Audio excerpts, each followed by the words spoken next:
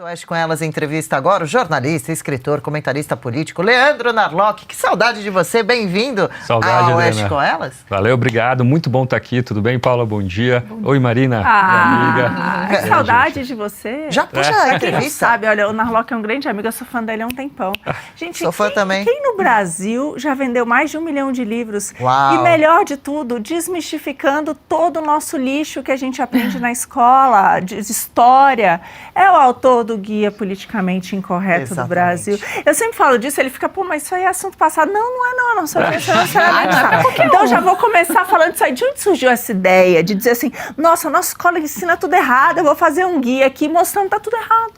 Pois é, exatamente. Muito tempo, eu trabalhava na Super Interessante, né, na revista, e ali, coletando reportagens, eu vi que, meu Deus, aquilo que eu aprendi na escola é bem diferente do que novos livros, novos estudos estavam mostrando, né? Então fui coletando ali material e fiz um livro falando, olha, tudo que é aquele professor de história de esquerda, militante, né, ensinou na escola tá errado.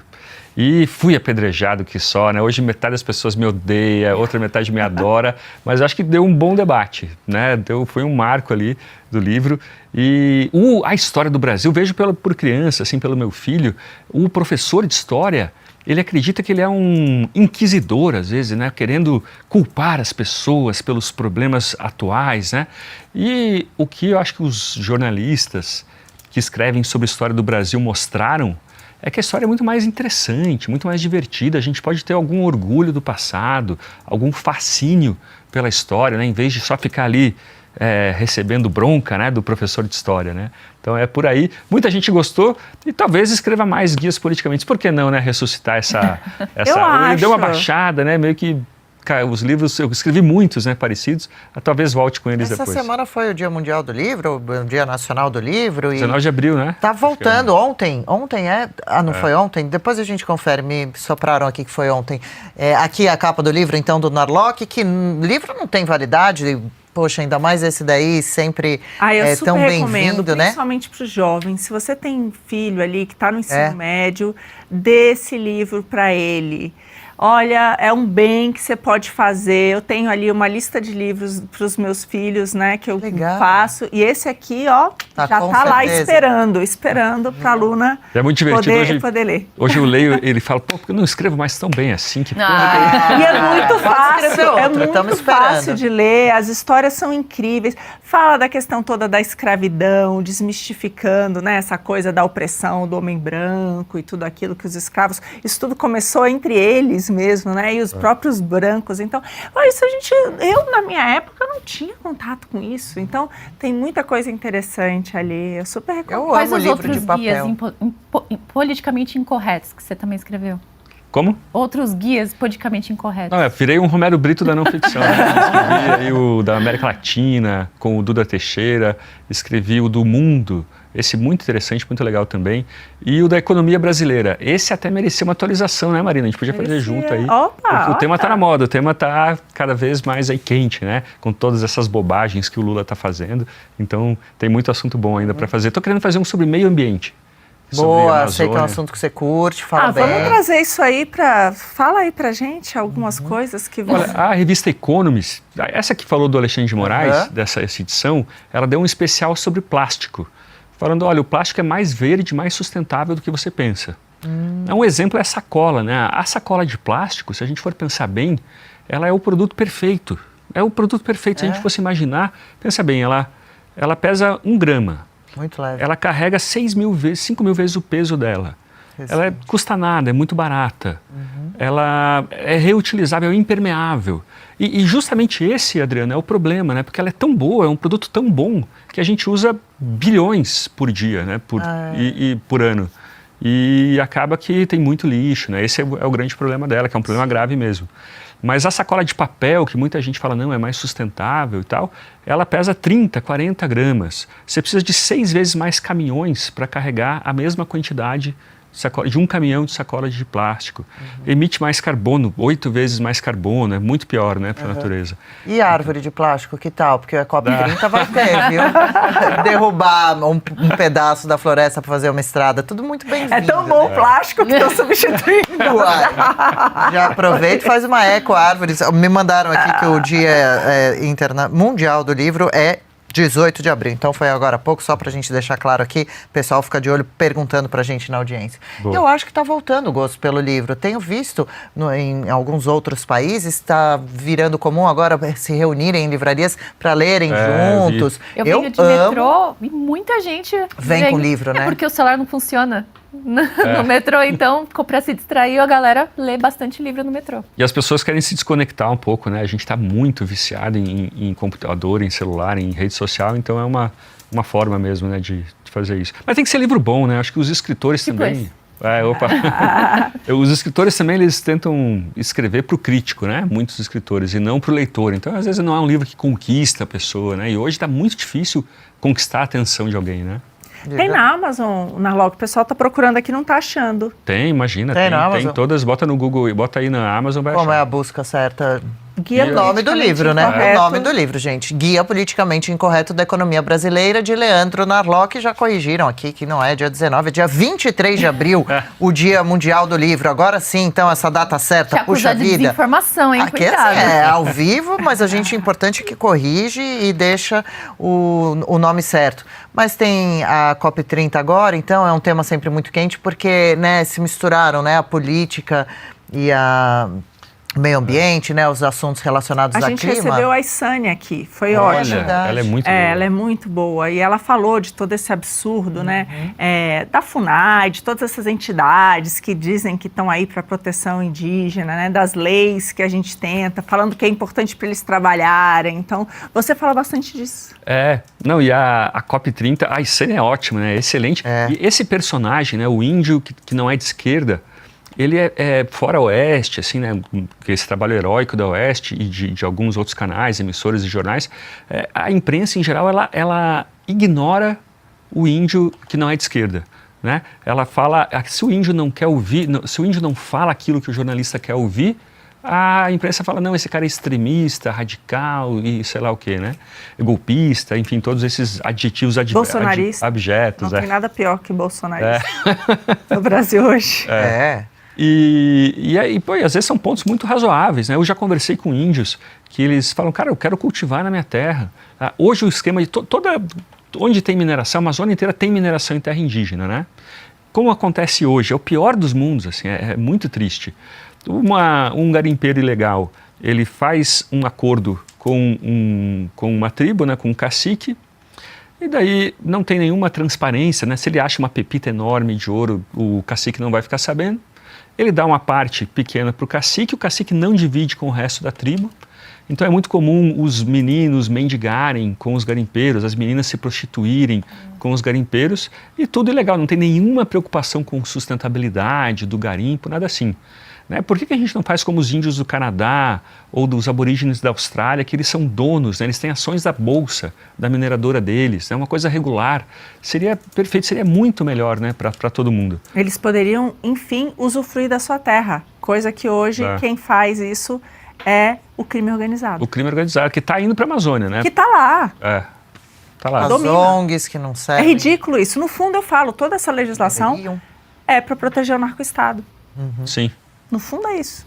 E a COP30 está aí vai virar um fiasco, né? Tá, pelo amor de Deus, O presidente se demitiu, o diretor principal lá, ele pediu demissão. Tem aquela estrada lá que desmatou a Amazônia. Um o pessoal hotel, chega lá para estrelas. proteger a Amazônia, né? 200 milhões para a construção de um hotel.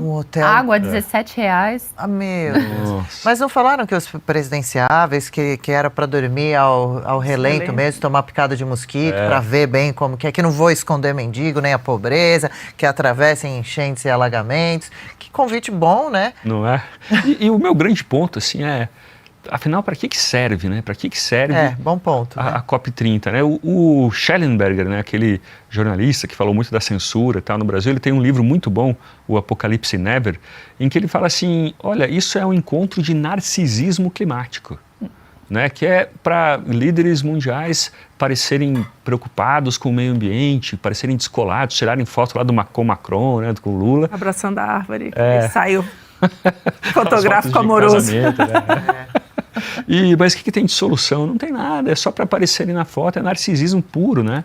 Então, mesmo se desse tudo certo, se não tivesse esse fiasco, mesmo assim, a COP seria questionável, na minha opinião. E estão falando aqui no chat, não pode falar índios, tem que ser povos originários, tá? Então, por favor, aprender aí, já escreve o guia do termo correto. Mas o Narlock é o politicamente incorreto. Nós somos incorretos. Graças a Deus, que bom. Denegrindo os índios, né? Só pra deixar a frase. Vamos girar tema, aproveitar um pouquinho mais o... Deixa eu só contar uma história rapidinho sobre isso. Por favor. Eu, uma vez, quando eu trabalhava no Jornal da Tarde, aqui em São Paulo, 20 anos atrás, eu fui num presídio feminino. Aí tinha algum programa, no sábado de manhã me falaram, vai lá fazer essa reportagem no presídio feminino. Nossa. Daí a assessora de imprensa da Secretaria de Segurança me apresentou umas presas e falou, essa aqui é a reeducanda Joana, essa aqui é a reeducanda Maria. Reeducanda. E daí uma delas falou, reeducanda nada, eu sou bandida mesmo. É bom, né, quando tem umas pessoas assim no meio que jogam fora qualquer máscara, né, maquiagem. Ela não quer ser tratada de forma infantil. Porque parece, né? Criminosa, reeducanda. Boa. Narlock, queria ouvir de você um pouquinho, eu sei que você estava acompanhando nossa discussão sobre o escândalo do INSS, né? Como você está vendo essa situação? No que você acha que vai dar? Porque a gente morre de medo de não dar em nada, né? Algo tão grave. Pois é, tá com cara de que não vai dar em nada, né? Gente, se a Lava Jato acabou não dando em nada, né? Será que... Porque esse caso meio que eles dizem que era um pagamento regular, né? Um desconto regular. Mas impressionante, né? Como o PT, eu sei que vocês já comentaram sobre isso, eu não pude deixar de comentar como a esquerda, né, esses movimentos aí meio sindicais e tal, conseguem até tirar dinheiro de aposentado. De gente que ganha um salário, tem lá 30, 40 reais descontado. E é impressionante como isso cresceu, vocês devem ter mostrado nesse governo, né, de 2023. Mais da metade de todo o dinheiro saiu. Os descontos, é aquele mapa? A gente resgata? Você acha que vale a pena? A Mirella consegue colocar pra gente mais uma vez? A gente vai separar aqui aquele gráfico do INSS dos descontos que iam acontecendo. Era um desconto de 60 reais aqui. De 20 a 50 reais. 20, 30 ali. Isso agora, aí, ó, que foram somando em bilhões, né? Gente, não só um breaking news aqui, estou recebendo a notícia que Sebastião Coelho deixou a defesa do Felipe Martins. Ele postou um vídeo hoje cedo. A gente já vai trazer a informação completa aí. Ele deixou porque ele acreditava que não ia ser aceita a denúncia pela falta de provas, né? Ele acreditava mesmo, e a partir do momento que foi aceito, ele falou assim, que estamos numa guerra e que eu vou ser mais atuante nessa guerra, na trincheira, não sendo mais uma estratégia. Talvez até para preservar o Felipe, né? Esse homem é muito honrado, né? O Sebastião Coelho. Então, eu acho que ele virou uma figura perseguida nessa história toda, assim como o Felipe Martins. Então, eu vejo como mais enfim... Uma proteção ao Felipe. Sim. E é estranho ser advogado numa circunstância dessas, né? Porque a sensação de que você está participando de um teatro, isso que você está sendo o palhaço ali do teatro, e levando a sério um julgamento desse, né? Será que numa dessa o melhor mesmo seria não apresentar defesa? Então eu não quero participar desse circo, né, dessa falsidade toda. Traduzindo as palavras, né? De volta ao nosso tema, então, ao gráfico lá do INSS, agora, então, é roubar velhinhos. E para comprar carrão de luxo, né? A gente não comentou antes, mas na casa do presidente é Rolls Royce, Porsche, carros caríssimos, meu Deus. Como que alguém rouba um velhinho, né, e consegue andar com um carro de luxo por aí se sentindo bem? Pois é. Não é? E é engraçado, né, que a pessoa pensa, não, mas é 30 reais por mês. Mas pensa que o INSS paga 1 trilhão de reais por ano, o maior pagador do Brasil, né, como uma colunista disse. E agora tem que ir atrás dessas contas, né? Essas associações, vamos reter esse dinheiro e fazer esse dinheiro voltar por INSS. Só que quem que vai pagar? Quem vai pagar? Nós. A gente vai pagar, prepara os bolsos. Mais 8 bilhões aí de dinheiro. Quanto que o Theo já estava devendo? Eu já tô fazendo 3 programas por dia aqui na Oeste, já vou pedir aí, se tiver mais algum, eu topo também. Vamos fazer mais programação. Porque o primo pobre falou que a gente tem que ter muitos bicos aqui, hein? Então, estou topando aí. Eu já tenho minha tiara aqui de rainha que o Piva deu, perguntaram se o Piva tá de férias. Tá, não, em breve ele de volta. Vou fazer também festinha de criança, princesinha. Olha só. Pois é, Narlock, quer encerrar esse assunto que eu queria puxar outro com você, então, do INSS? O que você acha? Vai ter consequência? Que consequência pode ter? A consequência vai ser a gente pagar? Mas assim, vamos, eu sei que aqui, não sei se os leitores vão concordar, mas foi uma atitude do Lula até razoável, né? De, pelo menos demitiu todo mundo, não ficou encobrindo, né? O que a gente não fez nada, o cara se demitiu, né? Narlock. Não tinha o que fazer. Ele se demitiu. Imagina se ele não faz isso, o tamanho da crise instalada. Foi a CGU com a Polícia Federal que afastou do cargo, e aí o presidente foi lá e se demitiu. O Lula não fez nada. O Lupe já foi para a linha de frente tomar as balas. E o Lupe disse, quem colocou ele lá e se responsabilizou sou eu, e continua no cargo. O Lupe deveria sair também. Uma das entidades que foi afastada agora por conta desse esquema de corrupção é do irmão dele. Sim. E as outras são todos aliados do PT, gente ligada diretamente a ele. Tá bom, já me convenceu, tudo bem? Nada, completamente, imagina, e a gente legal viu provocar a Marina. Né? A Marina você tava com saudade de provocar, acho que ele foi pra ver você. Hein, Marina, a gente viu o pulo no governo Lula, né, que você mostrou também, né, porque é um escândalo que já vem uma roubalheira acontecendo há muito tempo. Não, mas... E ali em 2024, o TCU mandou pro INSS o seguinte, olha... Esses descontos são ilegais, eles são automáticos. Sabe como é que acontece o desconto? A entidade manda para a Dataprev diretamente o nome das pessoas. Ele falou, não, precisa de uma assinatura do velhinho, uma assinatura eletrônica dele dizer de acordo com isso, porque o caso ficou tão escabroso e o número de denúncias tão grande, multiplicou, que o TCU mandou parar. O TCU mandou parar e eles ignoraram. Ignoraram o TCU? Ignoraram. Não, e o Lula está muito complicado com essa situação porque envolve questões fiscais, né? O Tesouro já agora com dificuldades para arrumar recursos para indenizar esses 8 bilhões de reais. Mas isso aí é só a gente, né? Quem tem problema é o Lula, aqui, né? O problema é o nosso, criminal também e político, porque imagina, ainda por cima, envolvendo idosos e pessoas com deficiência. Não, e vamos contar que não é a primeira vez que o PT faz isso, né? Tem os escândalos de fundos de pensão lá do Correios, nos governos atrás do PT. Os fundos de pensão todos acabaram, aposentado, né? Que se ferrou, teve que pagar 1/4 do salário para cobrir o rombo dos Correios. Teve uns escândalos também, se eu me lembro bem, de imóveis, né? Que eram que os sindicatos estavam vendendo, facilitado para as pessoas e não teve apartamento nenhum entregue depois.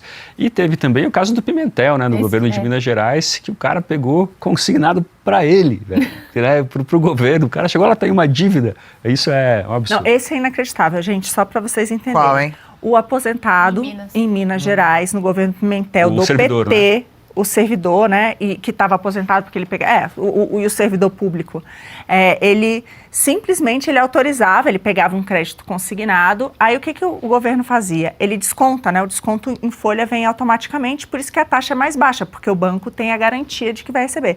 Só que ele não repassava para o banco, aí você ouviu.